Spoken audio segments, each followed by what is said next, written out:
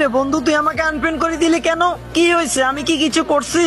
বন্ধু আরে বন্ধু, কি হয়েছে তোর? মন খারাপ নাকি? আমাকে বল, কি হয়েছে তোর?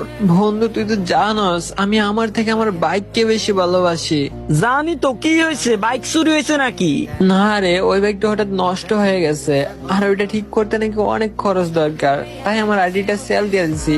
কিন্তু তারপরও অনেক খরচ দরকার, যেটা আমি ম্যানেজ করতে পারি নাই। আরে বন্ধু, তুই কোনো টেনশন নিস না, দাঁড়া আমার আইডিটাও বেশি দি, আশা করি তাতে তোর ফুল খরচ ম্যানেজ হয়ে যাবে। আরে বন্ধু, তুই আমার জন্য তোর শখের আইডিটা দিয়ে দিবি? আরে দূর, তুই আর আমি একসাথে নো বাড়িতে খেলবো, চিল। হুম, লাভ ইউ বন্ধু। শোন, এটা একটা পরীক্ষা ছিল, সিরিয়াস নিস না।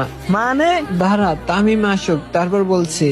আচ্ছা এখন বলি তাহলে, শোন, তোদের ভাবি তোদেরকে পরীক্ষা করার জন্য চ্যালেঞ্জ দিছে, আর তোরা প্রকৃত বন্ধু কিনা ওইটা দেখার জন্য। যদি তোর প্রকৃত বন্ধু হস, তোদের ভাবি নাকি তোদেরকে সরি বলবো।